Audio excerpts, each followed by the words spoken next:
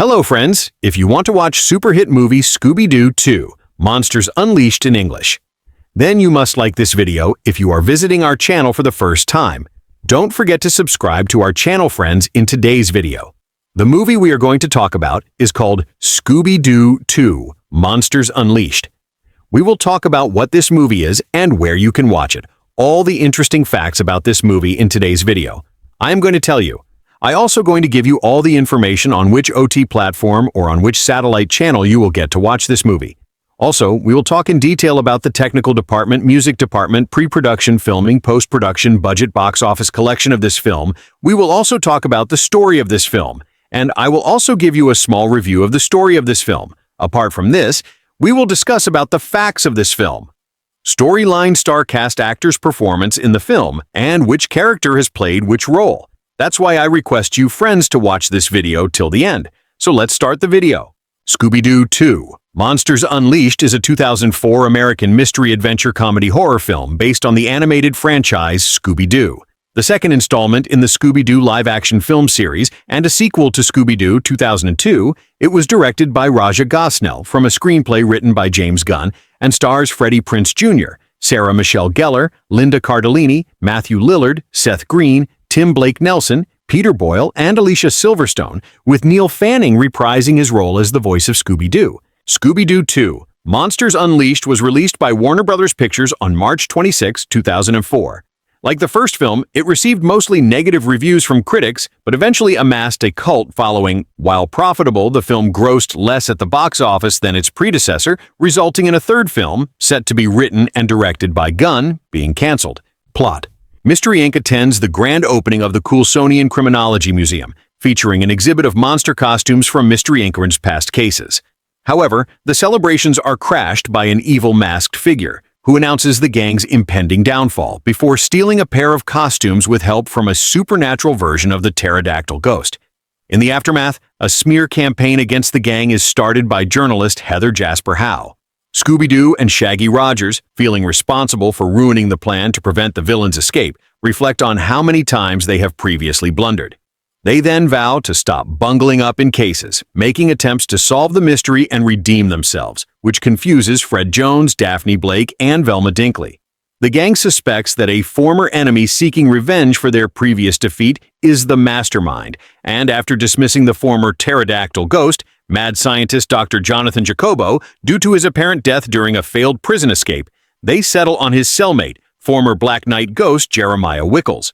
The gang visits Wickles' mansion, where they find a grimoire previously owned by Jacobo that serves as an instruction manual for creating real supernatural beings through black magic and mad science. Meanwhile, Shaggy and Scooby find an invite to the Faux Ghost nightclub, a hangout for other exposed culprits. They are suddenly attacked by the Black Knight ghost, but the gang escapes. Shaggy and Scooby sneak out to the Faux Ghost in disguise to interrogate Wickles and learn that he has mended his criminal ways, but escape when the patrons see through their ruse. Velma identifies a key ingredient in the grimoire as randominium, located in the old silver mines. The rest of the gang then visit the museum, accompanied by its curator Patrick Wisely, whom Velma has a crush on, only to find out its entire exhibition has been plundered. Patrick is distraught and leaves to solve the mystery himself. They then confront Wickles at the mines, but they learn that he is planning to reopen them as an amusement park. Upon learning Wickles hated Jacobo, they conclude that he is innocent. The gang reunites upon finding the Monster Hive, containing a machine that transfigures the stolen costumes into monsters. Shaggy and Scooby play with the machine's control panel, carelessly activating it and transfiguring some costumes. The gang then seize the panel before escaping. The evil masked figure, along with the newly created monsters, begins to terrorize Coulsville, forcing the gang to flee to their old high school clubhouse in shame, where they realize they can reprogram the control panel by altering its wiring.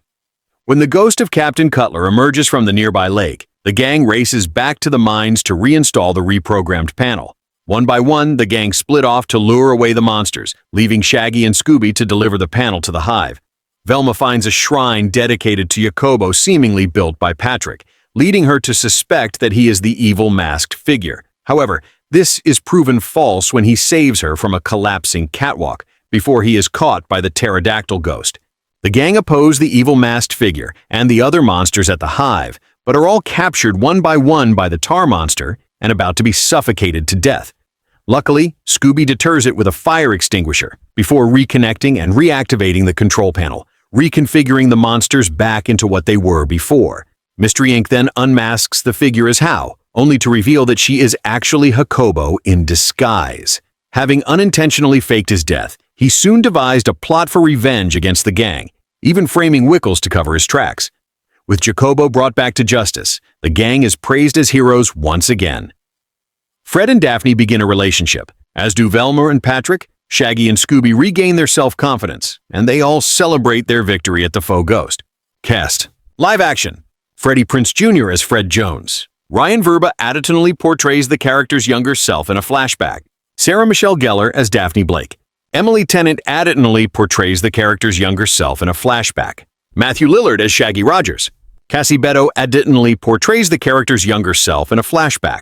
Nazanin Afshinjam additionally portrays the character's likeness when he briefly gains femininity from a serum at the Monster Hive. Linda Cardellini as Velma Dinkley. Lauren Kennedy additionally portrays the character's younger self in a flashback. Seth Green as Patrick Wisely. Peter Boyle as Jeremiah Wickles. Tim Blake Nelson as Dr. Jonathan Jacobo. Alicia Silverstone as Heather Jasper Howe. Karen Conoval as Aggie Wilkins. Joe McLeod, Brandon J. McLaren, and Aaron Edenberg as a trio of skateboarders. Callum Worthy as a bicycle-riding youngster. Stephen E. Miller as C.L. Magnus. Zaf Peru as Ned. Christopher R. Sumpton as the Zombie. C. Ernst Harth as Miner, 49er. Kevin Durand as the Black Knight Ghost. Voice cast. Neil Fanning as Scooby-Doo. J.P. Manu additionally portrays the character when he briefly gains high intelligence from a serum at the Monster Hive. Manu had previously provided the voice of Scrappy-Doo's monstrous form in the first film. Scott McNeil as the evil masked figure. D. Bradley Baker as the vocal effects of the Pterodactyl Ghost, the Zombie, and the Red-Eyed Skeleton Man. Bob Pappenbrook as the Black Knight Ghost. Michael Sorich as the Tar Monster and the Cotton Candy Glob. Terrence Stone as the 10,000-Volt Ghost.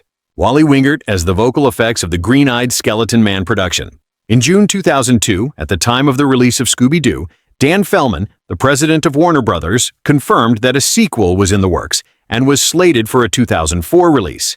In March 2003, it was announced that Freddie Prinze Jr., Sarah Michelle Gellar, Neil Fanning, Matthew Lillard, and Linda Cardellini would reprise their roles in the sequel.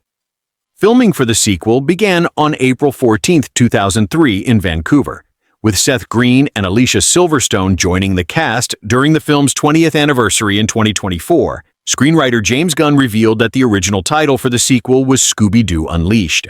Reception. Box office is Scooby-Doo 2. Monsters Unleashed opened March 26, 2004, and grossed $29.4 million over 3,312 theaters, 8,888 average, during its opening weekend, ranking number 1. It grossed a total of $84.2 million North America and went on to earn $81.5 million worldwide, more than $90 million less than the $275.7 million worldwide Scooby-Doo grossed 2 years earlier. It was the 29th highest grossing film of 2004 and ranks as the 6th highest grossing movie of all time featuring a dog as a major character.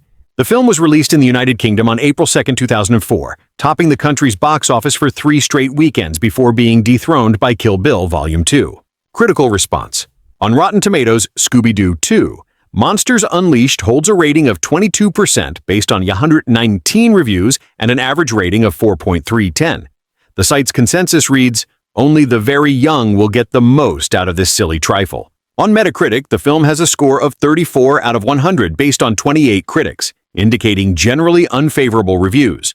Audiences polled by CinemaScore gave the film an average grade of on an A+ to F scale, an improvement over the previous film's B+. Roger Ebert of the Chicago Sun-Times gave the film 2 stars out of 4, stating, "This is a silly machine to whirl goofy antics before the eyes of easily distracted audiences, and it is made with undeniable skill." Dave Kerr of the New York Times gave the film a negative review, saying, "In the strictly secular humanist world of Scooby-Doo, there are no real ghosts, but only humans desperate for attention who disguise themselves as supernatural figures." Peter Bradshaw of The Guardian gave the film a 2 out of 5 stars, stating, "It's straight down the line family fare. Nothing inspired, nothing objectionable, a few funny lines." Nick DeSemlin of Empire magazine also gave the film 2 out of 5 stars, saying, "This sequel is a step up from the first. Scooby's animation is improved, there are some fun action sequences and a smattering of amusing moments. But the same manic mugging that spoiled the original Mars this movie, and the result is a film only a 6-year-old on a sugar rush could love. Common Sense Media gave the film 2 out of 5 stars, saying, "Sequel is milder than original, potty humor, peril, violence." The film won the Razzie Award for Worst Remake or Sequel. Home Media. Warner Home Video released the film on DVD and VHS on September 14, 2004, in both full-screen and widescreen editions. The DVD included deleted scenes from the film's production and other special features, such as 2 music videos, a making-of, and trailers. On November 9, 2010, Warner Bros. Released both the film and its predecessor as a double-feature Blu-ray. Video games. 2 video games loosely following the plot of the film were released in 2004 to coincide with the film's release. A 3D point-and-click adventure on the PC and a 2D beat-em-up platformer on the Game Boy Advance. In both games, one ending could only be seen by entering a code displayed at the end of the film after the credits. Review: Scooby-Doo 2: Monsters Unleashed. The Scooby-Dooby sequel is a reasonably lively feature which plays effectively to its target audience of kids. The crime-busting gang Mystery Inc. and their dopey mutt Scoob are back for more adventures. Shaggy, Matthew Lillard, sniffs the air appreciatively when confronted with some of his Skater Boy fans, hinting subliminally at a fondness for smoking herbal substances. Otherwise, it's straight down the line family fare. Nothing inspired, nothing objectionable, a few funny lines. Sarah Michelle Gellar slides blandly across the screen with a Teflon-like inability to stick in your mind for any reason. And there's an evil role for Alicia Clueless Silverstone as a scheming news reporter. Her career has happily been boosted by a sitcom in the States called Mismatch. But this won't do much for her big screen presence. The internet was invented so that you can find someone else's review of Scooby-Doo. Start surfing. Those were the closing words of my 2002 review of the original Scooby-Doo, a review that began with refreshing honesty. I am not the person to review this movie. I reported, unable to generate the slightest interest in the plot, and I laughed not a single time, although I smiled more than once at the animated Scooby-Doo himself, an island of amusement in a wasteland of woe. But I was in a bad mood that day. I gave the movie a 1-star rating. Now I am faced with Scooby-Doo 2, or as it will certainly be titled in France, Scooby-Doo 2. There is a subtitle, Monsters Unleashed. As the story commences, our heroes in Mystery Inc. are attending the opening night of a museum exhibiting souvenirs from all of the cases they have solved. The event turns into a disaster when one of the monster costumes turns out to be inhabited and terrorizes the charity crowd. Now, I don't want you to think I walked into 2 with a chip on my shoulder because of the 2002 film. I had completely forgotten the earlier film and so was able to approach the sequel with a clean slate. I viewed it as the second movie on a day that began with a screening of Taking Lives, with Angelina Jolie absorbing vibes from the graves of serial killer victims. The third movie was Bresson's 1966 masterpiece, O Hazard Balthazar, which could have been called The Passion of the Donkey. So you see, we have to shift gears quickly on the film crit beat. What I felt as I watched Scooby-Doo was not the intense dislike I had for the first film, but a kind of benign indifference. There was a lot of eye candy on the screen. The colors were bright. The action was relentless. Matthew Lillard really is a very gifted actor, and the animated Scooby-Doo is so jolly I even liked him in the first movie. This film is no doubt ideally constructed for its target audience of 10-year-olds and those who keenly miss being 10-year-olds. Once again, to quote myself, I am not the person to review this movie, because the values I bring to it are irrelevant to those who will want to see it. This is a silly machine to whirl goofy antics before the eyes of easily distracted audiences, and it is made with undeniable skill. Watching it is a little like watching synchronized swimming. One is amazed at the technique and discipline lavished on an enterprise which exists only to be itself. But a little more about the movie. The original cast is back, led by Lillard as Scooby-Doo's friend Shaggy, and containing Freddie Prinze Jr., Sarah Michelle Gellar, and Linda Cardellini. Alicia Silverstone plays a trash TV reporter who is determined to debunk the myth of Mystery Inc. The always reliable Peter Boyle is mean old man Wickles, who, if he is not involved in skullduggery, is in the movie under false pretenses. Seth Green is funny as the museum curator. And there are a lot of cartoon monsters. Is this better or worse than the original? I have no idea. I'll give it 2 stars because I didn't feel anything like the dislike I reported after the first film, but no more than 2, because while the film is clever, it's not really trying all that hard.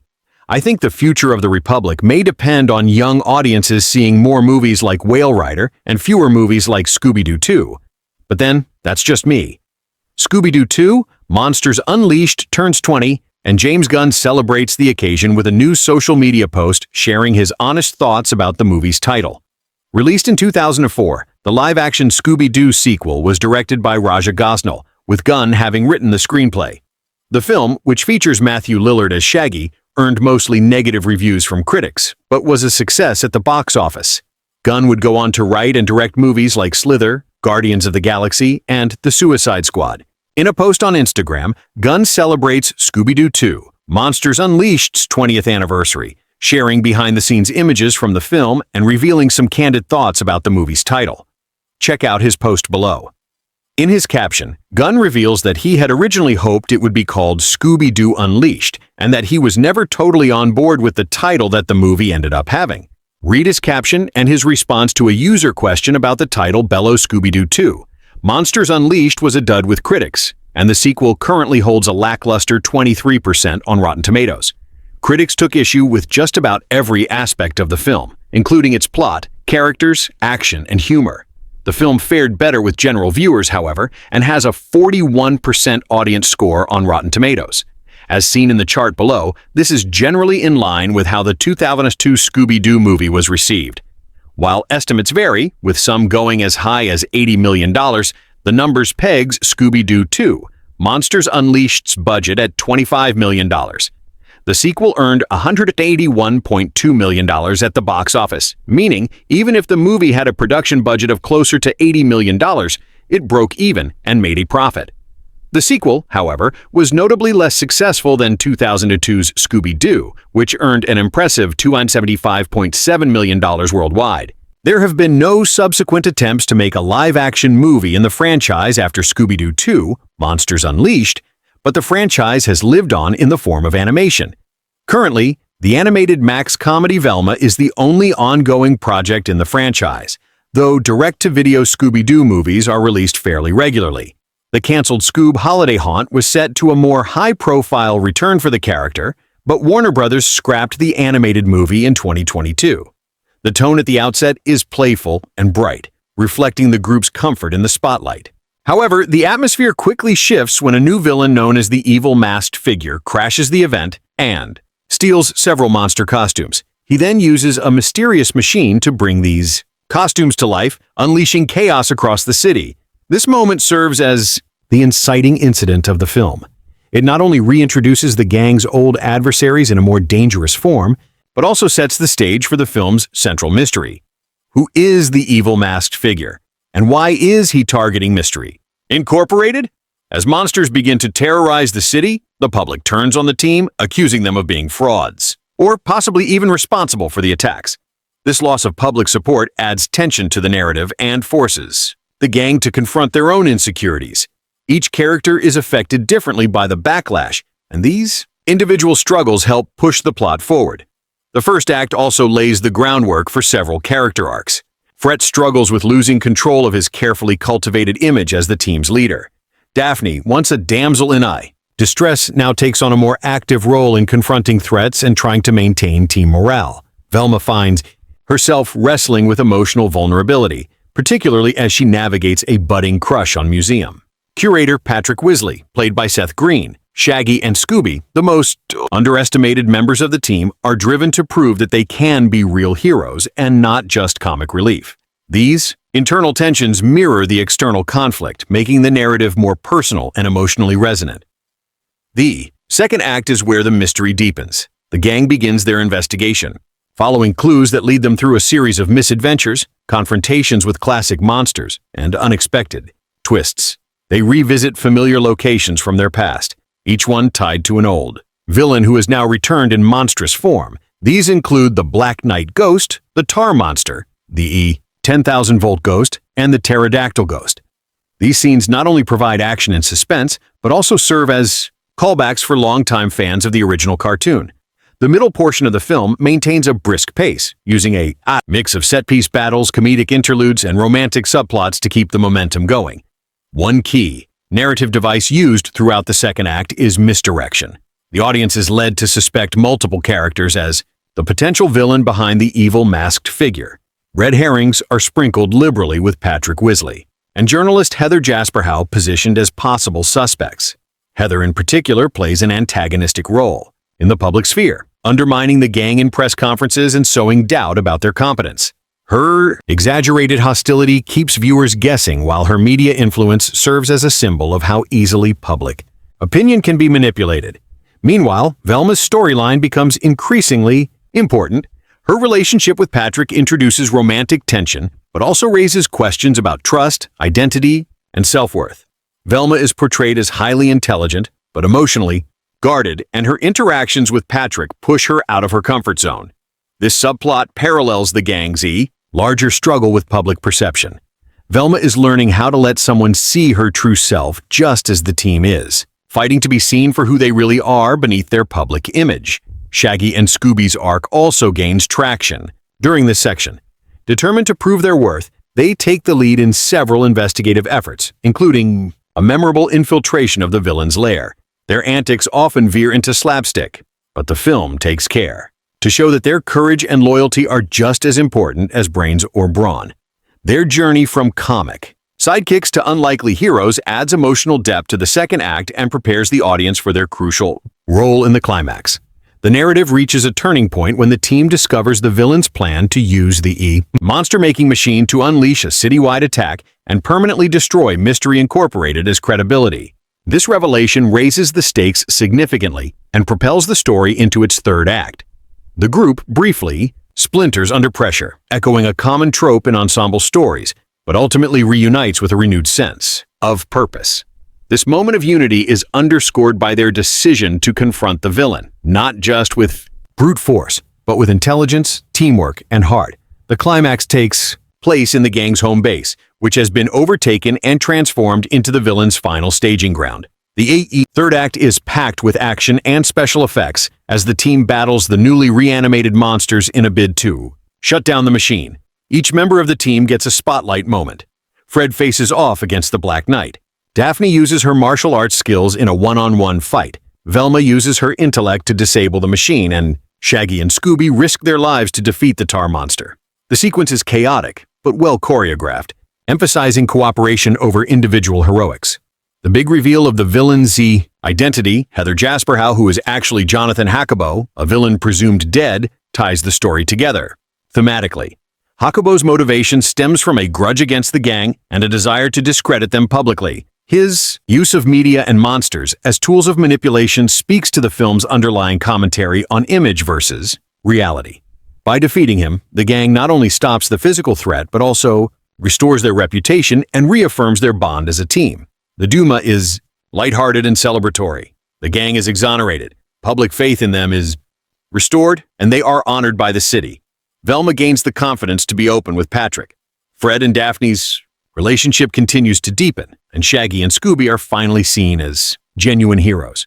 The final scenes serve as emotional payoffs to the various character arcs, closing the story on a high note. Scooby-Doo 2: Monsters Unleash may present itself as a lighthearted, family-friendly adventure, with a comedic tone and flamboyant visual style, but beneath the surface lies a surprisingly rich layer of themes and symbolic elements. These underlying currents add emotional and psychological depth to what could have easily been a formulaic sequel. The film uses classic storytelling devices, visual cues, and character arcs to explore ideas of identity, reputation, fear, transformation, and redemption. While aimed primarily at younger audiences, many of these themes also speak to adults, giving the film a broader emotional resonance. One of the central themes of the film is identity, both individual and collective. Throughout the story, each member of Mystery Incorporated is forced to confront how they see themselves versus how they are perceived by others. This idea is first introduced at the Colsonian Criminology Museum, where the gang is celebrated for their past accomplishments. At the same time, they're confronted by their past, in the form of the monster costumes on display. These relics are not only visual callbacks to their adventures, but also serve as symbols of their public persona. Heroes who always solve the case and save the day. The display freezes them in a particular image, ignoring their growth or individuality. The conflict begins when these costumes are stolen and brought to life. The monsters, once defeated and locked away in history, return in a more terrifying form. Symbolically, this represents the characters' pasts coming back to haunt them literally and figuratively. It suggests that unresolved issues, whether internal insecurities or external criticisms, will inevitably resurface if not truly confronted. In this way, the monsters become embodiment of self-doubt, public scrutiny, and unresolved trauma, especially when the public begins to question the legitimacy of the gang's accomplishments. Fred's arc is emblematic of this theme. As the de facto leader, he struggles with maintaining a perfect image. When the gang begins to fall out of public favor, Fred becomes visibly shaken, not only because their reputation is under attack, but because his self-worth is tied so closely to external validation. His iconic ascot, often a visual symbol of his leadership, is notably missing in this sequel, subtly reflecting his vulnerability. Fred's journey is about learning to lead with authenticity rather than just confidence and image, and the climax gives him a chance to earn back his status through genuine bravery and humility. Daphne's role in the group shifts more definitively from the stereotypical damsel in distress to an empowered, proactive team member. Her combat skills and take-charge attitude are not just physical expressions of strength, but symbolic of breaking free from limiting labels. Daphne's thematic function revolves around agency. She reclaims her narrative from being the girl who needs saving to someone who does the saving. The shift challenges traditional gender roles often present in earlier incarnations of the franchise and aligns with evolving ideas of female empowerment. Her style and presence are still glamorous, but she is not defined by them, making her an emblem of multidimensional femininity. Velma's arc is perhaps the most emotionally nuanced. Her internal struggle is one of vulnerability and self-acceptance. Though she is intellectually gifted and the analytical core of the team, Velma is visibly uncomfortable with emotional openness, especially when she begins to develop feelings for Patrick Wisely. Her attempts to appear normal or traditionally attractive, such as when she wears a revealing outfit during a date, are both comedic and poignant.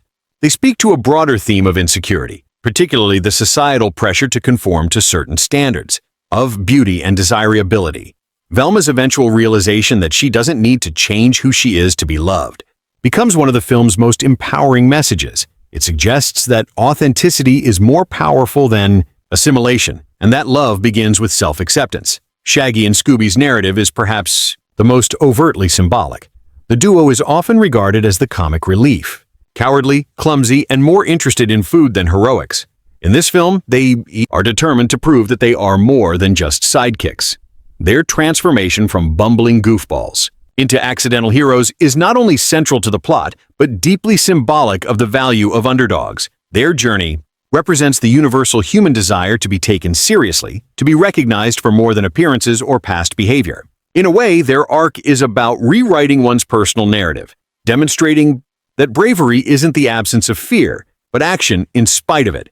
The larger theme of public perception and reputation is explored through the media subplot involving Heather Jasperhow as a sensationalist reporter who continuously undermines Mystery Incorporated. She embodies the power of media to shape or distort truth. Her relentless attacks on the gang mirror real-world phenomena where public figures can be praised one moment and vilified the next. The gang's battle isn't just with physical monsters, but also with a societal one, the fickleness of fame and the volatility of public opinion. Heather's true identity as Jonathan Hackabo, a disgraced villain from the gang's past, further underlines this idea. It's not just the monsters who return, it's the ghosts of mistakes, misunderstandings, and unresolved failures. Hakabo's elaborate disguise also adds another layer to the theme of hidden identity and deception. Monsters themselves function as complex symbols throughout the film. On the surface, they are traditional antagonists, creepy, chaotic, and threatening. But symbolically, they represent fears made real. The Black Knight Ghost symbolizes outdated notions of chivalry and dominance that Fred must overcome. The Tar Monster, a gooey and engulfing creature, represents the kind of self-doubt that can consume a person if not confronted. The 10,000-volt ghost, an electrified specter, may symbolize unpredictability and loss of control, themes that parallel Velma's discomfort. in emotionally charged situations. By facing and defeating each monster, the characters symbolically conquer a personal fear or a limitation. Another notable theme is transformation. The monster-making machine serves as a literal and metaphorical engine of change, turning inanimate costumes into living beings. On a metaphorical level, it represents the dangerous potential of technology and the misuse of knowledge. But it also acts as a metaphor for how quickly appearances can change and how something seemingly harmless, like a costume or a label, can be imbued with power and menace depending on context. The machine becomes a device not only of plot propulsion, but of philosophical musing, raising questions about what we create and how those creations reflect our desires, fears, and intentions. Friendship and loyalty also form a foundational theme. Despite their individual insecurities, conflicts, and setbacks, the members of Mystery Incorporated ultimately prevail because of their trust in one another. The film emphasizes that unity is their greatest strength. Each character brings something unique to the group: intellect, courage, empathy, intuition, and it's only by working together that they can solve the mystery and restore peace. Scooby-Doo 2: Monsters Unleashed is a film that thrives visually. Its aesthetic choices are bold, dynamic, and deliberately exaggerated to match the tone and spirit of the source material. As a sequel to the first live-action Scooby-Doo film, it was faced with the challenge of maintaining stylistic continuity while also expanding the visual world of the franchise. The result is a visually rich and stylized cinematic experience that blends the vibrant camp of the original Hanna-Barbera cartoons with the possibilities of early 2000s digital technology and live-action production. From set design and color schemes to camera movement and digital effects, every visual element contributes to a heightened, fantastical version of reality that underscores the comedic, mysterious, and sometimes emotional tone of the film. The cinematography of the film, handled by Oliver Wood, embraces a playful and fluid camera style. Wood, who also worked on high-octane action films such as The Bourne Identity, brings a kinetic energy to the camera work. This is most visible during action sequences and monster confrontations, where the camera frequently moves with characters, tilts dynamically during chase scenes, and captures large-scale set pieces with sweeping tracking shots. Unlike gritty handheld aesthetics common in other early 2000s action films, the cinematography here opts for clarity, saturation, and a polished theatrical presentation. The camera always maintains a clear focus on character expressions and physical comedy, reinforcing the cartoon-inspired tone. Close-ups are often used to highlight exaggerated reactions, a direct homage to animation tropes where facial expressions are key to storytelling. Lighting plays a critical role in establishing the film's tone. Scenes set in the Colsonian Criminology Museum are lit with a glowing amber warmth, conveying a sense of prestige, nostalgia, and familiarity. However, this lighting shifts dramatically during the museum break-in, becoming colder and more shadowed to match the chaos unleashed by the villain. Throughout the film, lighting is used to indicate mood transitions: brighter, more saturated tones for comedic and safe scenes, and darker, more stylized lighting for moments of suspense or villain. In sequences featuring monsters, particularly the Tar Monster or the Black Knight Ghost, the lighting becomes more high contrast, casting deep shadows that highlight the textures and designs of the creatures. This contrast between warm and cold lighting schemes also subtly reflects the internal states of the characters, moving between comfort and danger, security and uncertainty. The color palette of Scooby-Doo 2 is perhaps one of its most distinctive visual signatures. It embraces bold, saturated colors reminiscent of comic books and cartoons. Each main character has a signature color that is used consistently across their wardrobe, and sometimes within the environments they occupy. Fred is often associated with blue and white, signifying his clean-cut persona and leadership. Daphne's palette includes rich purples and pinks, reinforcing her fashion-forward, elegant character. Velma is rooted in oranges and browns, evoking intellect and reliability. Shaggy and Scooby stick to greens and browns, reinforcing their connection to nature and their laid-back, earthy personalities. These color choices not only make each character instantly recognizable, but also maintain visual cohesion throughout scenes. The consistency in costume and color coding allows for clarity even in the most chaotic sequences. It also serves a symbolic function, helping to distinguish the characters' personalities and emotional arcs. Even when their confidence falters, their visual identity remains intact, reinforcing the film's message about staying true to oneself despite external challenges. The monster designs offer another key visual highlight.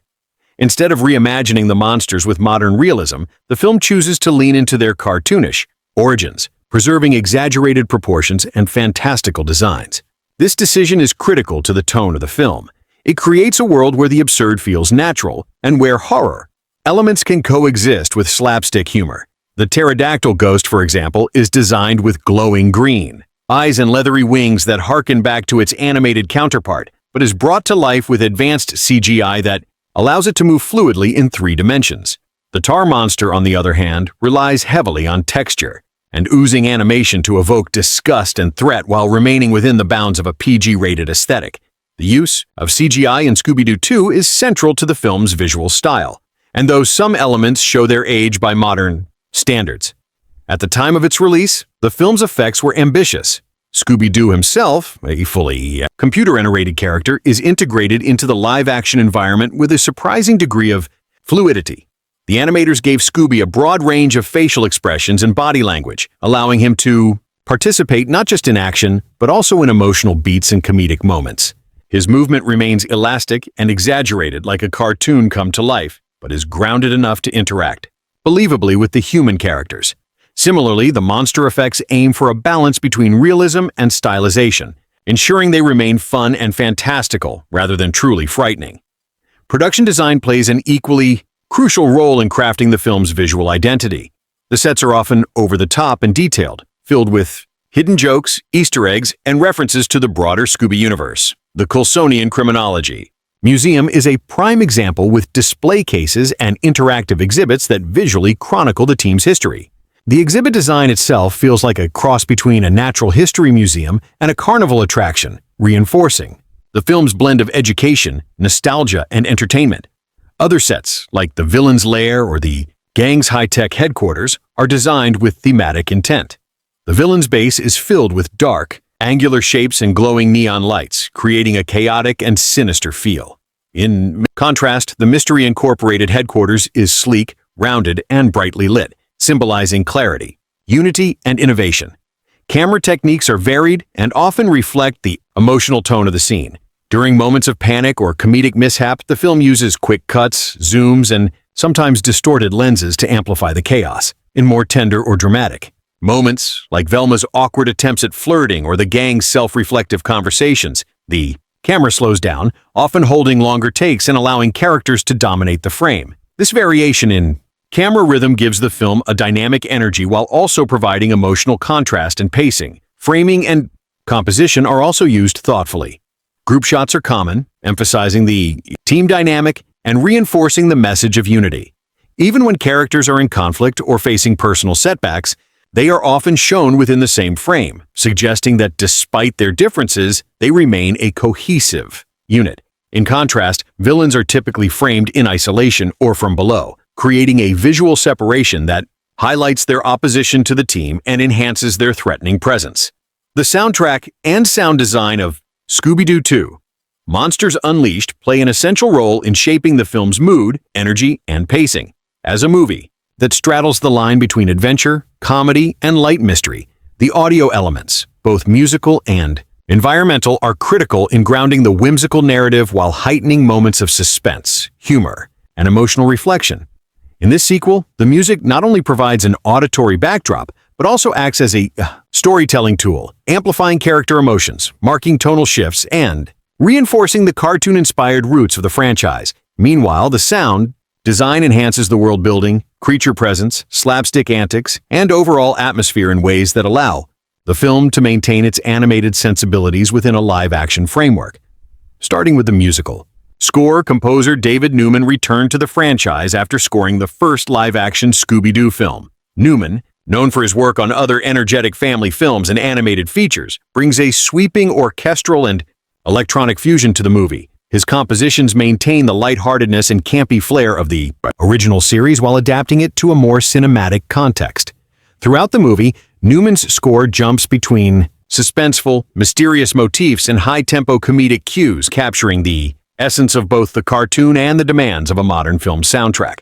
One of the standout qualities of the score is its ability to transition seamlessly between different emotional registers. When the gang is investigating, the E music becomes rhythmically inquisitive, often with plucked strings or staccato woodwinds that evoke classic detective work. During action sequences such as the gang's chases or monster battles, the score becomes bombastic and layered with fast-paced percussion and brassy flourishes. These musical choices create a sense of excitement while grounding the action in the movie's cartoonish tone. The score knows when to play up the drama and when to pull back into playful irony, mirroring the roller coaster pacing of the narrative. 1. Particularly effective use of music is during the film's numerous monster attack scenes when the pterodactyl ghost crashes through the museum window. The score builds rapidly with crashing cymbals and a pounding rhythm that mirrors the creature's sudden entrance. As the gang reacts with fear and confusion, the music shifts to a more whimsical, frenetic melody underscoring the chaos of the moment. This duality, threat and comedy, defines much of the musical tone throughout the film. The music never veers into genuine horror or darkness, instead maintaining an atmosphere of fun and fantasy, appropriate for the film's target audience. Outside of the original score, Scooby-Doo 2, Monsters Unleashed also integrates a lively and eclectic soundtrack of licensed songs that reflect the youthful, rebellious, and quirky nature of the characters and their journey. The movie taps into early 2000s pop punk, alternative rock, and pop influences, giving it a distinctly MTV generation vibe. Tracks from artists like Simple Plan, The Ramones, Fatboy Slim, and others infuse the film with energy and give scenes a fast-moving contemporary edge. For example, the song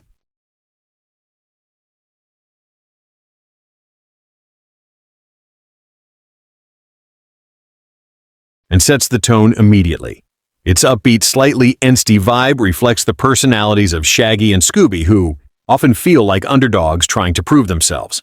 The song plays again later during the end credits, creating a full-circle musical moment that brackets the narrative. Other musical selections like the B-52's Shiny Happy People or the punk cover of the Scooby-Doo theme song are used in ways that acknowledge the franchise's retro roots while modernizing the sound for younger audiences.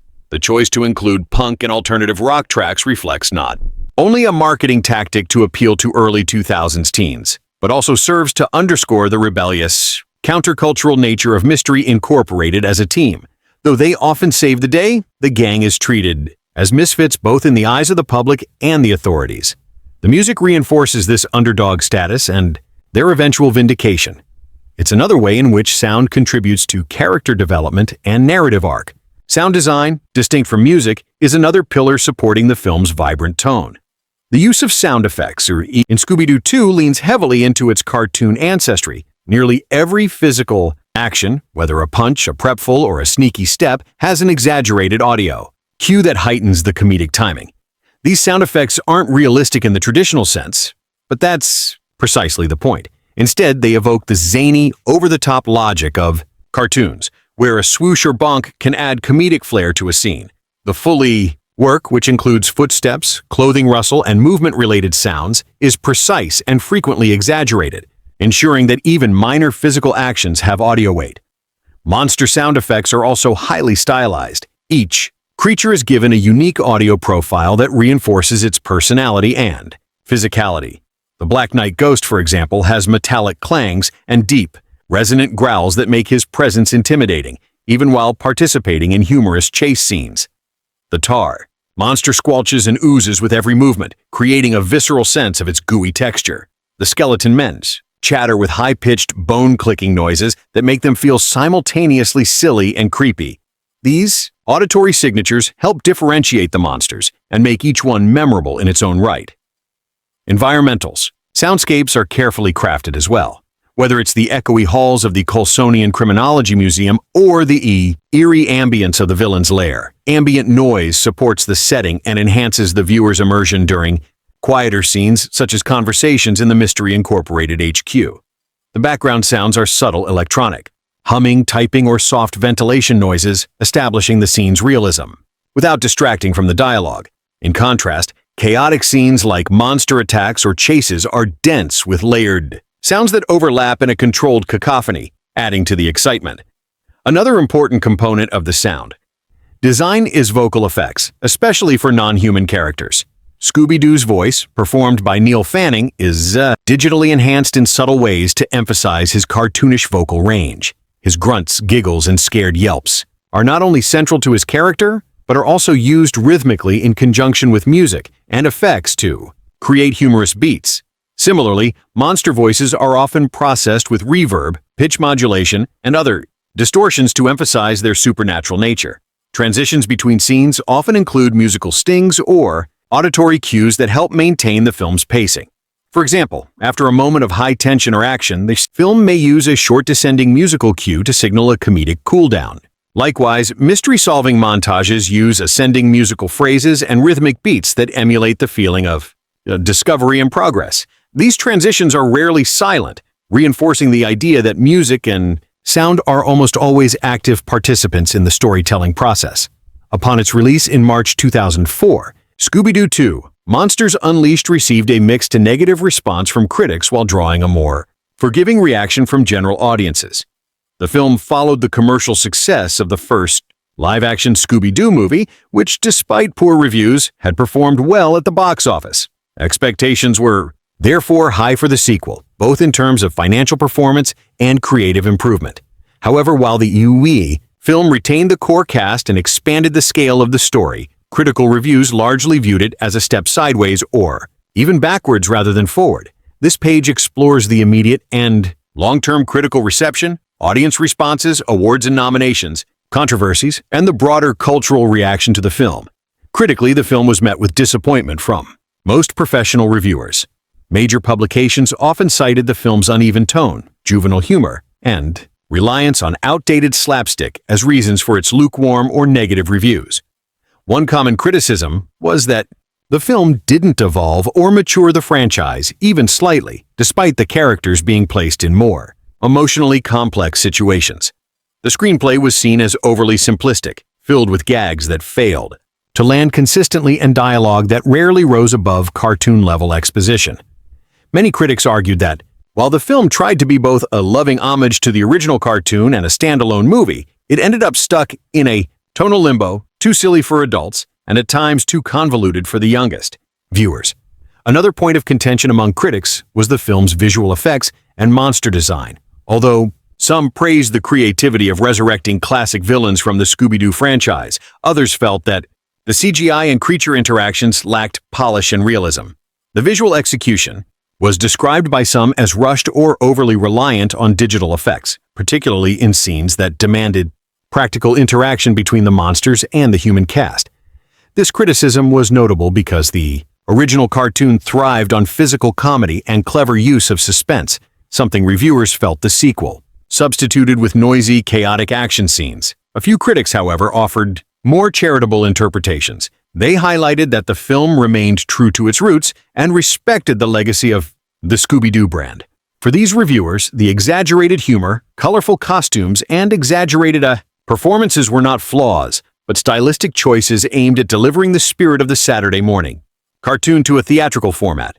Some praised the ensemble cast, particularly Matthew Lillard's performance as Shaggy, as a redeeming feature of the movie, noting that the cast's chemistry brought authenticity and charm to an otherwise thin plot. Still, even among positive reviews, there was acknowledgement that the film catered primarily to fans of the franchise rather than to new audiences. On aggregate review sites, Scooby-Doo 2: Monsters Unleashed posted unimpressive numbers. On Rotten Tomatoes, the film holds a rating in the low 20% range from critics, indicating a largely negative consensus. Metacritic offered similar results, reflecting a general feeling of mediocrity or disappointment. Audience scores, however, were more forgiving. Many viewers, particularly children and longtime fans of the original cartoon, enjoyed the movie for what it was: a colorful, fast-paced adventure filled with familiar characters and playful monsters. This divide between critical and audience reception would prove significant in the film's ongoing legacy. In terms of box office performance, the film was moderately successful but underperformed compared to its predecessor. It opened at number 1 in United States box office during its first weekend, grossing over $29 million.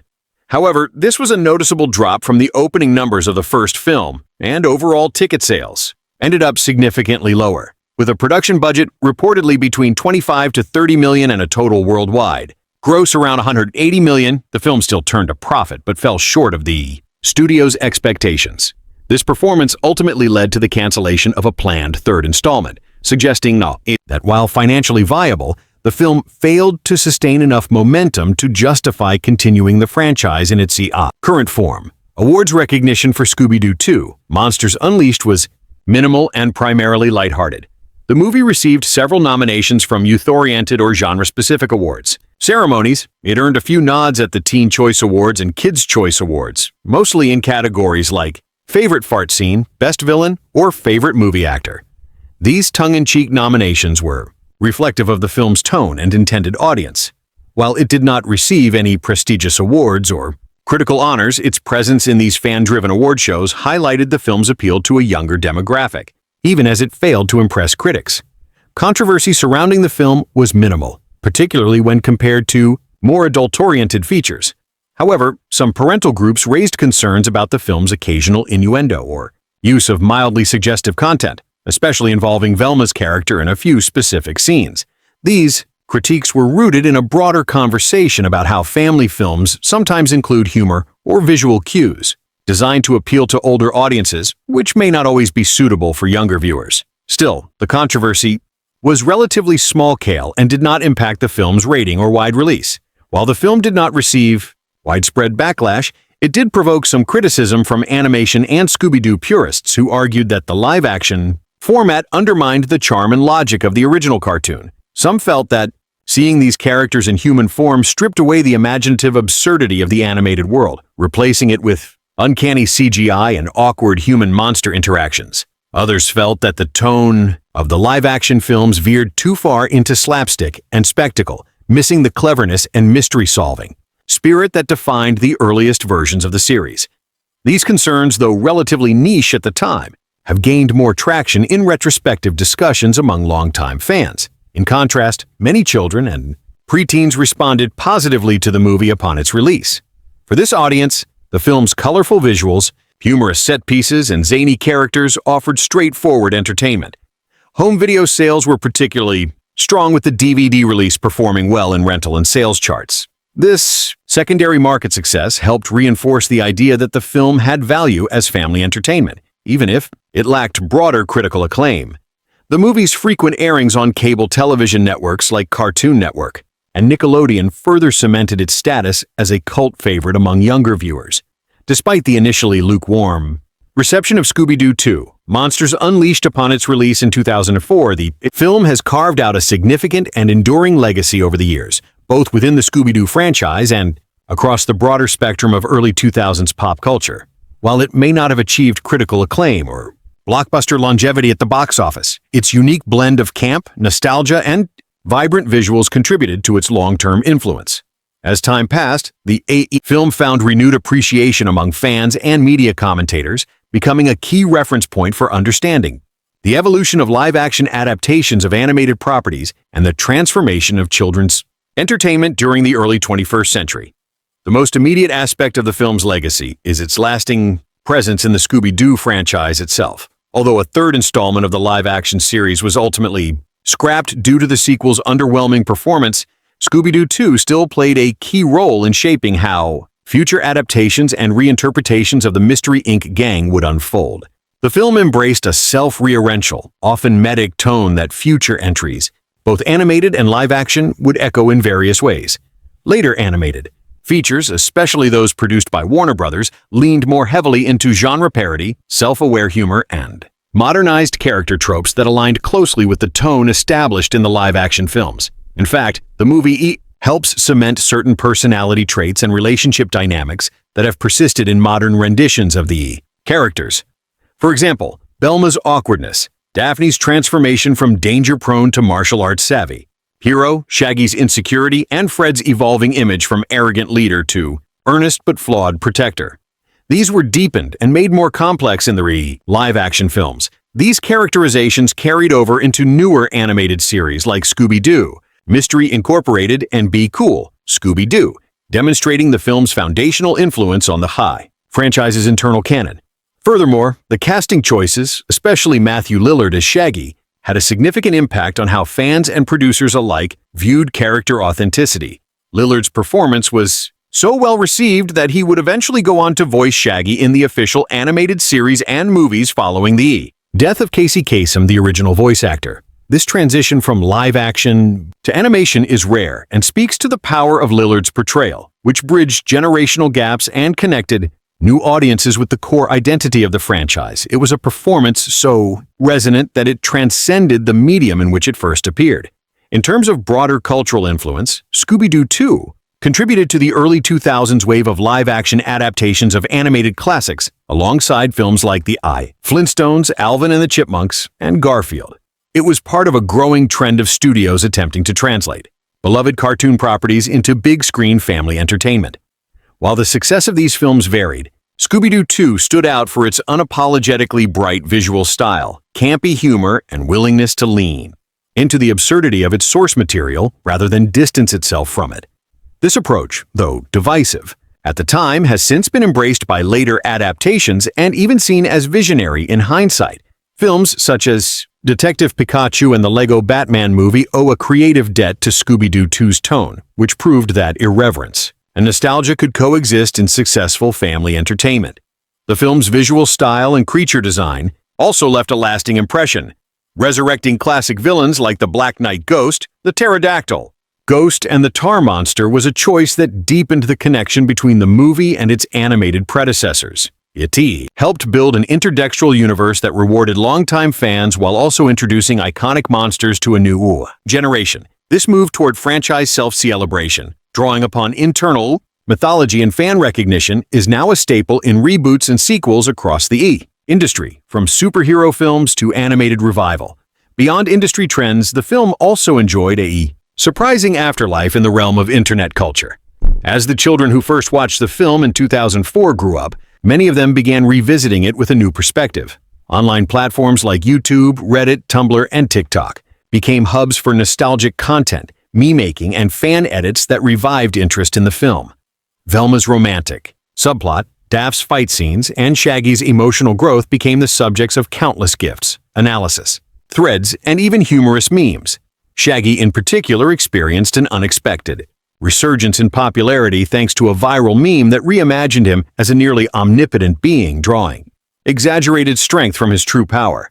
Although this meme was not directly born from Scooby-Doo 2, the film contributed heavily to the imagery used in such internet humor, especially because of the highly expressive performances and stylized visuals that made screen captures instantly iconic.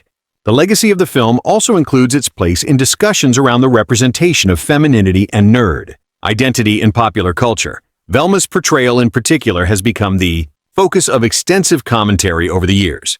Her attempts to express herself struggle with romantic feelings and desire to be seen as more than just the brains sparked conversations about the evolving role of nerd girls in media. Similarly, Daphne's assertiveness and physical agency contrasted with earlier depictions of her as a passive damsel, inspiring both fans and critics to reassess how female characters were allowed to exist in family adventure narratives.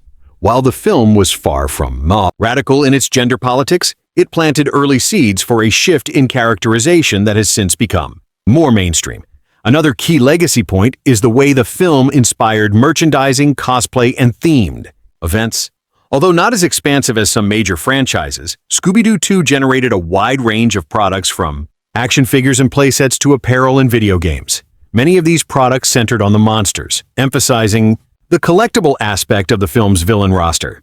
To this day, fans continue to create custom monster figurines and artwork, often citing this film as their introduction to the full rogues gallery of the Scooby-Doo universe. At conventions and fan gatherings, costumes modeled after the film's wardrobe designs remain a popular choice, especially Velma's leather jumpsuit or Daphne's modernized purple outfit. In education and media studies, the film has even been used in classrooms and scholarly articles as an example of postmodern adaptation. Instructors often point to the film's combination of homage, parody, and commercialization as a case study in how children's media evolved in the early 2000s. Its willingness to poke fun at itself, combined with its earnest nostalgia, made it an ideal artifact for exploring themes like intertextuality, brand evolution, and the commodification of childhood icons. Though not always Taken seriously at the time, Scooby-Doo 2 has since become a useful text for analyzing the broader cultural shifts in film and television over the past 2 decades. The audience's reflection and interpretation of Scooby-Doo 2: Monsters Unleashed reveals a layered and dynamic response that has evolved significantly since the film's initial release in 2004. While critics were largely unimpressed by the sequel's execution, many audience members, particularly those who experienced the film in their childhood, have developed a deep, emotional attachment to it over time. This page explores how different generations received the movie, how viewers interpreted its content, and how their relationship with the film has changed as they matured. From youthful escapism to nostalgic affection, the spectrum of audience responses to Scooby-Doo 2 is a testament to its unexpected cultural endurance. When the movie was first released, its primary target audience was children and families. For many kids growing up in the early 2000s, Scooby-Doo 2 was more than just a fun night at the movies. It was a rare cinematic event that brought their Saturday morning cartoon heroes into the real world. Seeing the mystery and gang brought to life with bright costumes, elaborate monster battles, and playful humor was exciting and memorable. Young viewers were often less concerned with the film's critical flaws, and more focused on the sense of adventure, camaraderie, and familiarity that the movie offered. Many children appreciated the film's colorful visuals, physical comedy, and exaggerated characters, interpreting it as a lighthearted and thrilling story of teamwork and bravery. One of the most common reflections from now adult fans is the sense of comfort the film provided during their formative years. For those who were between the ages of 5 and 12 when the movie premiered, it became a staple in their media diet. Repeated viewings on DVD, cable, television, or during sleepovers helped embed the film in their personal memories. In this context, the movie became part of their emotional landscape associated with simpler times, childhood, friendships, and the safe fantasy of a group of oddball friends solving spooky mysteries. The movie's emotional accessibility with characters who faced doubts and grew more confident also gave young audiences a chance to see their own insecurities mirrored in a humorous and approachable way. Audiences also reflected positively on the character dynamics and individual arcs. Many viewers, particularly girls and young women, connected with Velma's struggle to open up and be confident in who she was.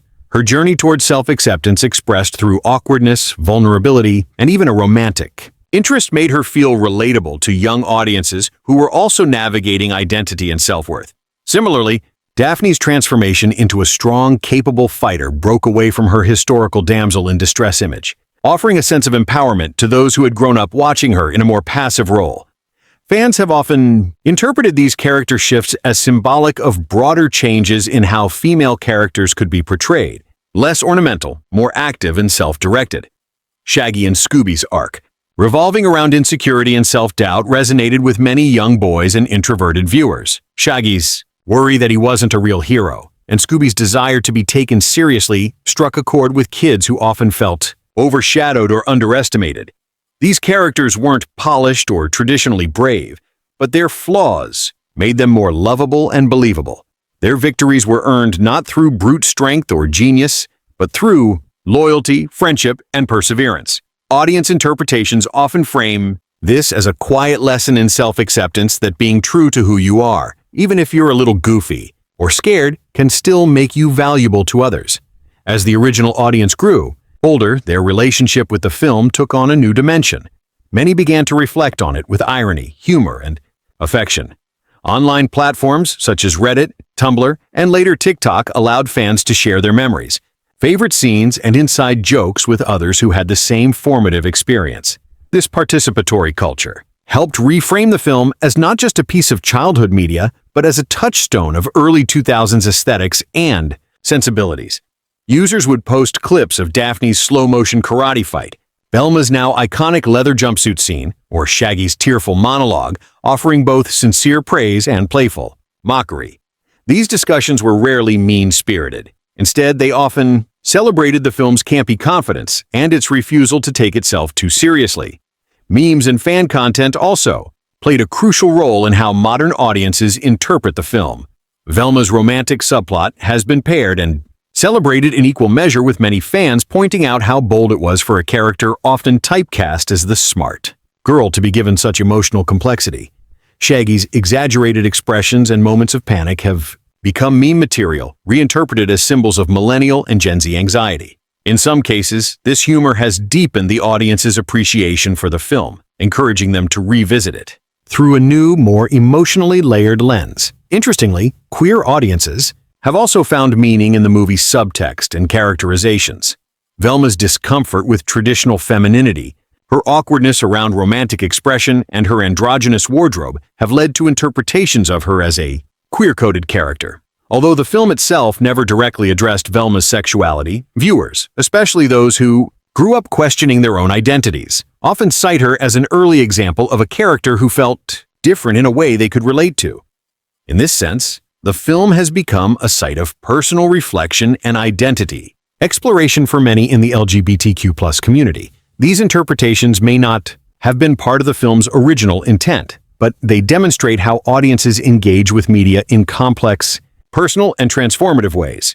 Another key area of audience reflection revolves around nostalgia and the passage of time. For many millennials and Gen Z viewers, Scooby-Doo 2 represents a lost era of children's films, one where bright colors, sincere themes, and earnest storytelling were prioritized over cynicism or hyper-realism. In revisiting the film, these audiences often comment on how fun and unpretentious it feels compared to more modern blockbusters.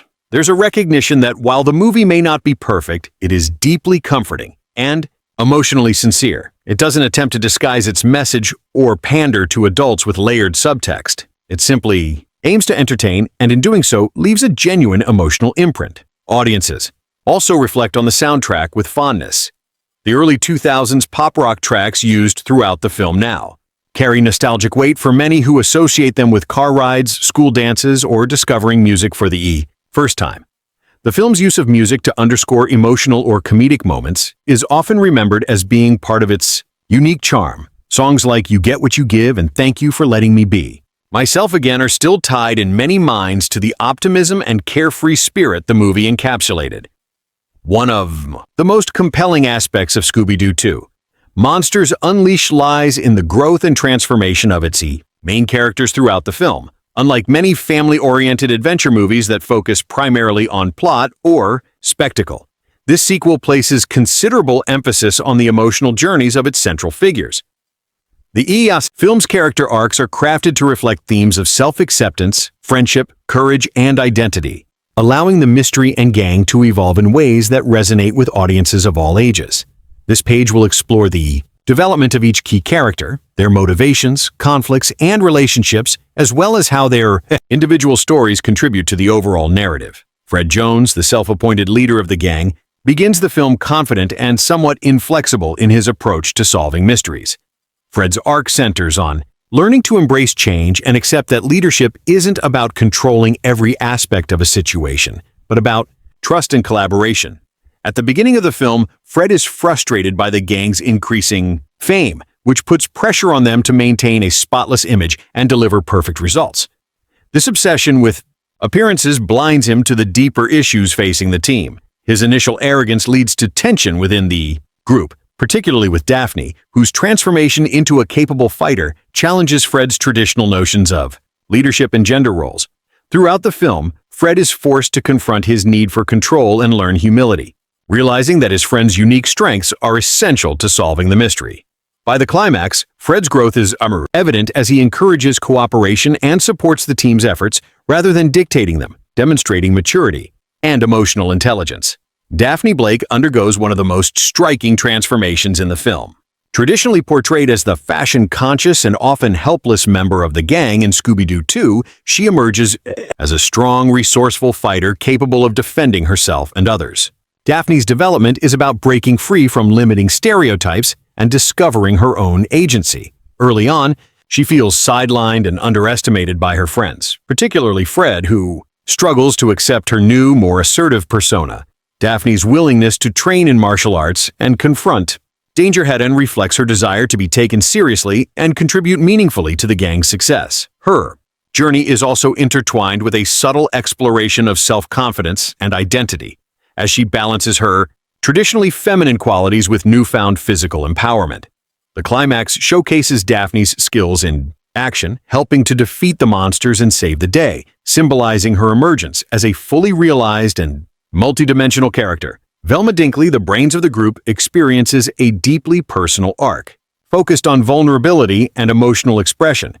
Often portrayed as the intelligent but socially awkward member, Velma's storyline in this film introduces a romantic subplot that reveals her insecurities and desire for connection. Throughout the movie, Velma grapples with feelings of loneliness and self-doubt, compounded by her fear that she might be invisible or unworthy of love. Her crush on Fred is awkwardly depicted, adding layers to her character that go beyond mere intellectual prowess. This emotional depth allows viewers to see Velma as a relatable figure who struggles with typical adolescent anxieties about acceptance and identity. Velma's art culminates in a moment of courage where she openly expresses her feelings, symbolizing her growth in self-confidence. This vulnerability enriches her character and challenges the stereotype of the unemotional nerd, making her more human and accessible to the audience. Shaggy Rogers, paired with his loyal companion, Scooby-Doo, is the emotional heart of the film. Shaggy's arc is centered on overcoming fear and learning to embrace his true self. Known for his cowardice and comic relief, Shaggy initially doubts his value to the team, worrying that he lacks the qualities of a real hero. This insecurity is poignantly expressed in several scenes where Shaggy feels overshadowed by the other gang members and the public's expectations. His relationship with Scooby is a source of comfort, but also a mirror reflecting his own vulnerabilities. Throughout the film, Shaggy must confront his fears, and his journey becomes one of empowerment. In the climax, his bravery shines through not because he is fearless, but because he acts despite being afraid. Shaggy's growth is symbolized by his willingness to take risks and stand up for his friends, solidifying his place as a valued member of the gang. Scooby-Doo himself undergoes subtle but important development alongside Shaggy. While primarily serving as comic relief, Scooby is also portrayed as a character with emotional depth and loyalty. His fearfulness contrasts with moments of unexpected courage, reinforcing the theme that true bravery involves facing one's fears rather than the absence of fear. Scooby's interactions with Shaggy provide much of the film's heart and humor, and their bond is depicted as a relationship of mutual support and unconditional friendship. Scooby's journey parallels Shaggy's, and their combined growth helps the gang overcome the monstrous threats they face. The antagonist of the film, the Phantom, also has a nuanced arc that adds complexity to the story. Though primarily a villain driven by revenge and obsession, the Phantom's motivations stem from a desire to reclaim respect and recognition for the original monsters of Crystal Cove. This backstory humanizes the character to some extent, presenting him as more than a one-dimensional villain. His determination and passion, though misguided, underscore themes of identity and acceptance that mirror the protagonist's struggles. The Phantom's arc concludes tragically, serving as a cautionary tale about the dangers of letting bitterness consume one's purpose. Relationships between characters evolve meaningfully throughout the movie. The friendship among the mystery and gang is tested by external pressures and internal doubts, but ultimately strengthened through their shared experiences. Conflicts between Fred and Daphne highlight the challenge of adapting to change within his long-standing relationships, while Velma's quiet vulnerability opens new emotional channels with the group. Shaggy and Scooby's inseparability remains a constant, underscoring the power of loyalty and trust. The characters learn to appreciate each other's differences and accept their own flaws, reinforcing the film's message that diversity within a team is a strength rather than a weakness. Overall, the character development in Scooby-Doo 2, Monsters Unleashed enriches the film's narrative and emotional impact. Each main character is given a clear arc that allows audiences to invest in their growth and relate to their personal struggles. The film balances humor, action, and heartfelt moments through these evolving character dynamics, making the story more than just a series of monster battles. It becomes a tale about friendship, self-discovery, and the courage to be oneself. This focus on character depth contributes to the film's lasting appeal and distinguishes it from other family adventure movies of its time. The costume and set design of Scooby-Doo 2, Monsters Unleashed, play a crucial role in establishing the film's tone, character personalities, and the overall atmosphere of the story. These visual elements work together to bring the iconic mystery in gang and their world into vibrant, tangible reality, blending the familiar cartoon origins with live-action aesthetics. From the carefully crafted outfits of the main characters to the imaginative, eerie sets, the design choices enhance the narrative by visually expressing character traits, thematic elements, and the film's playful balance of humor and suspense. Costume design is a key element in visually defining the characters and supporting their arcs. One of the most notable aspects of the film's costume work is the way it honors the classic designs from the original animated series while adapting them to suit live-action storytelling and contemporary sensibilities. Each member of the Mystery Inc. gang is given a wardrobe that maintains their recognizable color schemes and signature styles, but also incorporates texture, layering, and modern fabric choices to create a more realistic three-dimensional appearance. Fred Jones's costume is a clear homage to his cartoon counterpart, featuring his iconic orange ascot, blue shirt, and white sweater vest. However, the live-action adaptation adds subtle details such as tailored fits and fabric quality that suggest his role as the group's leader and the most traditional member. His outfit conveys a sense of neatness and orderliness, reinforcing his personality traits of responsibility and control. Throughout the film, Fred's costumes remain consistent, emphasizing his resistance to change and his desire to maintain the status quo within the gang. Daphne Blake's costume evolution is especially significant, reflecting her character development. Early in the film, Daphne appears in vibrant purple dresses and accessories that align with her classic look, symbolizing femininity and charm. As she embraces her new role as a capable fighter, her wardrobe shifts to more practical yet still stylish outfits, incorporating leather, darker tones, and combat-ready pieces. This transformation in costume design visually underscores Daphne's newfound strength and confidence, signaling her break from the damsel in distress stereotype. Her wardrobe balances fashion and function, highlighting her ability to be both glamorous and tough. Velma Dinkley's costumes stay true to her trademark orange turtleneck sweater, red skirt, and glasses, but with nuance, changes that align with her emotional arc. The fabric choices and fit are slightly softer and more modern, allowing her to appear approachable and relatable. Subtle accessories and makeup shifts throughout the film reflect her growing self-awareness and vulnerability, such as moments where she loosens her sweater or adopts a more casual look. These details contribute to Velma's portrayal as a character who is intelligent but also learning to embrace her emotions and identity.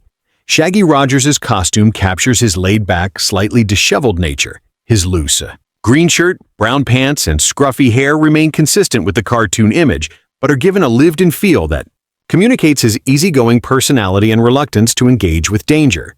Scooby-Doo, portrayed through a combination of puppetry and CGI, maintains his familiar brown fur and distinctive black spots, ensuring that the beloved dog remains instantly recognizable. Scooby's expressive eyes and movements add warmth and humor, making him a central figure in the visual storytelling. Beyond the main characters, the film's costume design extends to the monsters, who are a key visual attraction. The design team brought these creatures to life using elaborate prosthetics, animatronics, and costumes that blend horror and humor. The monsters' appearances are exaggerated and colorful in keeping with the film's playful tone. Each monster reflects its origins from the original cartoon, but with added texture and detail that give them a more tangible and menacing presence. This careful design work creates a sense of continuity with the franchise's legacy while enhancing the spectacle of the live-action format. The set design in Scooby-Doo 2 is equally important in shaping the film's atmosphere. The locations range from quaint small-town streets to eerie mansions and spooky warehouses, each crafted to evoke a specific mood that supports the unfolding mystery. Crystal Cove, the gang's hometown, is depicted as a charming, slightly quirky coastal town with colorful buildings, vintage signage, and cozy interiors. This setting reinforces the nostalgic and approachable tone of the film, inviting viewers into a world that feels both familiar and magical. The haunted mansion and other monster layers feature Gothic architecture, shadowy corners, and intricate details like cobwebs, old portraits, and flickering candlelight. These sets are designed to immerse the audience in a spooky yet whimsical environment, balancing suspense with accessibility for younger viewers. The contrast between the bright, cheerful town scenes and the dark, foreboding monster locations visually underscores the film's central conflict between the normal world and the supernatural threats. Attention to detail in the sets extends to props and smaller design, elements that enrich the storytelling. For example, the gang's iconic van, the Mystery Machine, is meticulously recreated with vibrant paintwork and decals that highlight its countercultural and adventurous spirit. The interior of the van is equally detailed with gadgets, maps, and personal touches that reflect the characters' personalities and their teamwork. This mobile base is a key visual motif symbolizing friendship and the journey they undertake together. Lighting design within the sets also plays a role in establishing mood. Brightly lit, warm-toned scenes dominate the daytime and town sequences, conveying safety and community. In contrast, monster encounters and night scenes utilize cooler tones, shadows, and dramatic lighting angles to create tension and mystery. These shifts in lighting and color palette are carefully integrated with the set and costume design to guide audience emotions and enhance narrative pacing. In conclusion, the costume and set design of Scooby-Doo 2 Monsters Unleash significantly contribute to the film's storytelling, world-building, and character portrayal. The thoughtful adaptation of classic character looks for live action combined with imaginative monster designs and atmospheric sets creates a visually rich experience that honors the franchise's roots while appealing to contemporary audiences. These design elements support the film's themes of transformation, friendship, and adventure, making the visual world as engaging and memorable as the characters and story themselves. The dialogue and script writing in Scooby-Doo 2, Monsters Unleashed, play a pivotal role in shaping the film's tone, character development, and overall storytelling. As a sequel to a beloved franchise rooted in mystery and humor, the screenplay had the challenge of balancing light-hearted comedy with suspenseful plot progression, all while appealing to a wide audience that includes children, teenagers, and nostalgic adults. The film script was crafted to honor the spirit of the original cartoon series, characterized by witty exchanges, iconic catchphrases, and clever humor, while introducing a more layered narrative and emotional depth. This page will explore the screenplay's quality, memorable lines, dialogue style, use of humor, exposition, pacing of conversations, and how the script builds tension and emotion. One of the hallmarks of the dialogue is its faithful representation of the core characters' voices, which helps maintain continuity with the original series. Each member of the Mystery and Gang is given lines that reflect their personality traits, making their conversations feel natural and true to their identities. Fred's speech often includes confident and sometimes overly earnest lines reflecting his role as the leader who tries to keep everyone focused. Daphne's dialogue blends charm and sass, especially as her character gains more agency and assertiveness. Velma's lines tend to be intelligent and analytical, peppered with occasional self-deprecating humor that highlights her socially awkward but lovable nature. Shaggy's speech is marked by his laid-back, goofy tone and frequent expressions of fear or hunger, which provide comic relief. Scooby-Doo's unique speech pattern using playful sounds and catchphrases like Ruro adds an endearing layer of humor and personality. The script uses humor effectively to keep the mood light even during moments of suspense or danger. Much of the comedy arises from character interactions and the juxtaposition of their personalities. Shaggy and Scooby's constant fear and reluctance contrast with Fred's seriousness and Daphne's newfound toughness, creating amusing dynamics. Slapstick moments and visual gags are complemented by quick-witted dialogue that often breaks tension. For example, Velma's sarcastic remarks and Fred's occasional obliviousness serve as comedic counterpoints that keep the audience engaged without detracting from the story. The humor also serves to make the characters more relatable and endearing, especially to younger viewers. Memorable lines and catchphrases pepper the script, some of which pay homage to the franchise's long history. Phrases like, "Let's split up," "Gang and Jinkies" appear in ways that feel natural rather than forced, grounding the film in the classics. Mystery and Glore. These references create a sense of nostalgia for longtime fans while introducing new audiences to the charm of the original series. The script also introduces fresh, humorous lines that became quotable among viewers, adding to the film's cultural footprint. Exposition, a necessary component in mystery storytelling, is handled with relative skill in the screenplay. Instead of relying on lengthy monologues or clunky information dumps, the script uses natural conversations and clues scattered throughout scenes to reveal important plot points. Velma's investigative explanations are often concise and clear, allowing audiences to follow the mystery without confusion. The script cleverly integrates background details into dialogue, such as historical context about Crystal Cove's monsters or the gang's previous cases, enriching the world building without overwhelming the pacing. The pacing of conversations is carefully balanced to maintain momentum. Dialogue scenes rarely drag as the script alternates between moments of humor, tension, and action. Conversations often serve dual purposes, advancing the plot while revealing character motivations or deepening relationships. For instance, subtle dialogue exchanges between Fred and Daphne hint at their underlying romantic tension, while Velma's shy remarks toward Fred provide insight into her emotional growth. These layered dialogues add complexity to the characters and keep the audience emotionally invested. Tension and emotion are skillfully built through the script's use of dialogue. Scenes involving the Phantom and the monsters often feature suspenseful exchanges that heighten the stakes. The screenplay contrasts these darker moments with heartfelt conversations among the gang, where themes of friendship, trust, and self-discovery are explored. This emotional layering prevents the film from becoming one-dimensional and gives audiences characters to root for beyond their heroic deeds. The script also employs moments of vulnerability and humor to humanize the characters. Shaggy's fear of monsters and Belma's awkward romantic feelings are presented with honesty and warmth, making their struggles relatable. These moments provide emotional relief and balance the more intense mystery elements. The dialogue's tone shifts fluidly between lightheartedness and seriousness, reflecting the film's dual commitment to entertainment and meaningful storytelling. In conclusion, the dialogue and script writing of Scooby-Doo 2, Monsters Unleashed, contribute significantly to the film's appeal and effectiveness.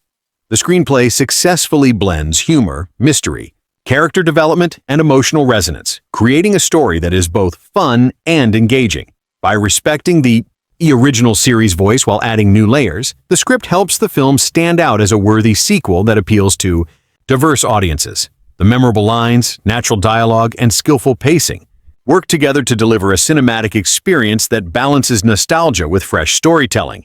The marketing and promotion campaign for Scooby-Doo 2, Monsters Unleashed, was a carefully orchestrated effort aimed at capitalizing on the success of the first live-action Scooby-Doo film and expanding the franchise's appeal. The studio behind the movie recognized the challenge of attracting a broad audience that included children, teenagers, families, and longtime fans of the iconic series. As a result, the promotional strategy combined traditional advertising methods with innovative approaches tailored to the mid-2000s entertainment landscape. This page examines the trailers, posters, merchandising, social media campaigns, and unique promotional strategies that help generate buzz and anticipation for the film. Trailers played a central role in the marketing campaign, showcasing the film's blend of comedy, adventure, and supernatural elements. The first official trailer was released several months before the film's premiere, targeting a family audience by highlighting the mystery and gang's return, the new monsters, and the humor that fans expected. The trailer was carefully edited to feature exciting monster sequences alongside lighthearted character moments.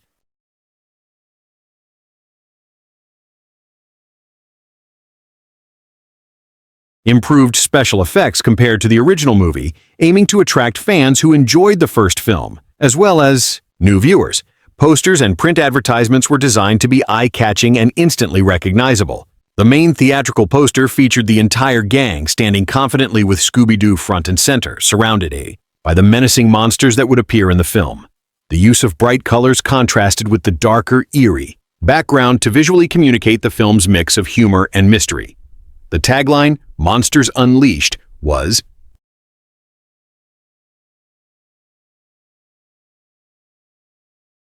promotional materials also included character-specific posters that focused on individual members of the gang, allowing fans to connect with their favorite characters and encouraging a sense of loyalty. Merchandising was another key component of the film's promotional efforts. The Scooby-Doo brand had a long history of successful merchandise tied to television shows, movies, and toys, and Monsters Unleashed continued this tradition. A wide range of products was released, including action figures of the Mystery in Gang and the movie's monsters, clothing lines featuring character images and logos, puzzles, board games, and school supplies. These items were strategically marketed toward children and families, often sold in conjunction with the movies released in retail stores. Tie-ins with fast food chains included collectible toys in kids' meals, further expanding the film's reach and visibility. Social media marketing, though still in its early stages not in 2004, was utilized to connect with younger audiences. Official websites for the film featured interactive games, downloadable wallpapers, character bios, and sneak peeks to engage fans online. These websites often included contests and opportunities for visitors to submit fan art or participate in quizzes, creating a sense of community and anticipation. Email newsletters and partnerships with popular entertainment portals helped spread information about the film and build excitement.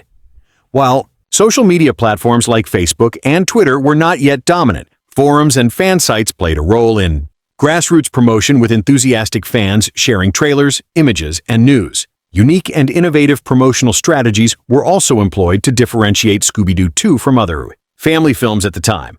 One notable approach was cross-promotion with theme parks and family entertainment venues. Special events and meet and greets featured actors from the film or characters in costume, allowing fans to experience the world of Scooby-Doo firsthand. These experiential marketing efforts helped deepen audience engagement and encouraged word-of-mouth promotion. Additionally, the film was promoted on television through commercials aired during popular children's programming blocks, leveraging the existing audience's interests. The marketing campaign also emphasized the movie's humor and mystery elements to reassure fans that the sequel retained the charm of the original series. Trailers and promotional clips highlighted comedic interactions between Shaggy and Scooby-Doo, as well as suspenseful scenes featuring the Phantom and other monsters. This balanced approach helped the film appeal to different segments of the audience, from kids drawn to the humor and creatures to older viewers interested in the mystery and nostalgia. Critically, the campaign sought to position Scooby-Doo 2 as a must-see summer event for families. Timing the release to the early summer season allowed the studio to tap into school, vacations, and holiday crowds, maximizing box office potential. Promotional partners included toy manufacturers, fast food chains, and retailers, creating a multi-channel marketing push that reached consumers in various contexts. Despite the extensive marketing efforts, the film faced competition from other high-profile releases during the summer of 2004, which may have impacted its overall commercial success. However, the promotional campaign succeeded in keeping the Scooby-Doo brand relevant and visible in a crowded marketplace, reinforcing its status as a beloved franchise.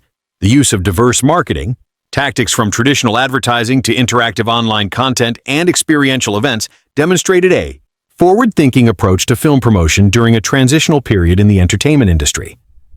In summary, the marketing and promotion of Scooby-Doo 2, Monsters Unleashed was a comprehensive, multifaceted campaign that leveraged a combination of trailers, posters, merchandise, and early digital engagement to create anticipation and connect with a broad audience.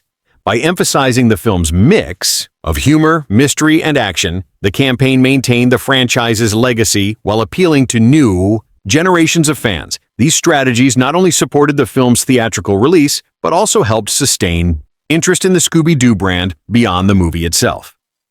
Scooby-Doo 2: Monsters Unleashed stands as a notable sequel within the realm of live-action adaptations of beloved animated series. To fully appreciate its place in cinema and the franchise, it is important to compare it to several related works. The original Scooby-Doo animated series, the first live-action Scooby-Doo movie, other films in the mystery comedy genre, and comparable works by the film's director. Through this comparative analysis, we can better understand the differences in tone, style, storytelling, and overall execution that distinguish Monsters Unleashed and define its legacy. Beginning with the original animated Scooby-Doo series, which first aired in 1969, the core elements of the franchise remain central to Monsters Unleashed. The familiar characters Fred, Daphne, Velma, Shaggy, and Scooby, along with their mission to solve mysteries involving seemingly supernatural creatures, provide the foundation for both. However, while the original series emphasized episodic storytelling with self-contained mysteries, the film adopts a feature-length narrative structure with a more complex, overarching plot involving a phantom villain and an ensemble of classic monsters.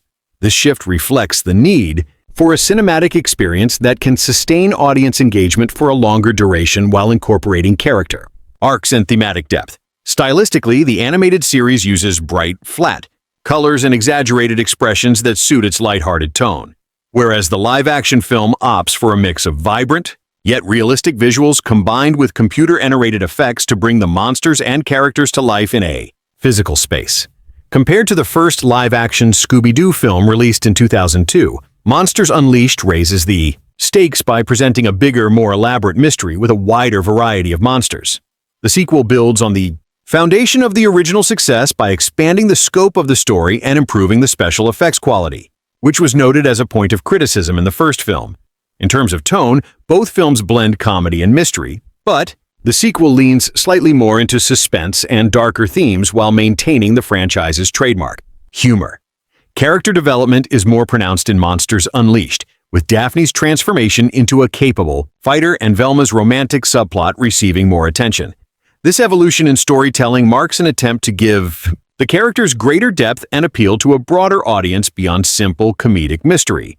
When examining other films in the mystery comedy genre aimed at family audiences, Scooby-Doo 2 shares similarities with movies such as Harry Potter and Goosebumps, which also blend supernatural elements with humor and coming-of-age themes. However, Scooby-Doo 2 differentiates itself through its overt campiness and meta-humor, often poking fun at the conventions of monster movies and detective stories. Unlike the darker, more serious tone of Harry Potter, the Scooby-Doo sequel embraces a playful, self-aware style that encourages audiences to enjoy the absurdity alongside the mystery. Its approach aligns more closely with Goosebumps, which balances spooky thrills with comedic moments designed to be accessible to younger viewers. This tonal difference highlights the film's dedication to maintaining the franchise's family-friendly identity. In comparison to other works by director Raja Gnell, who also helmed the first Scooby-Doo film, Monsters Unleashed, shows a consistency in directorial style characterized by fast-pacing emphasis on humor and effective use of special effects for creature design.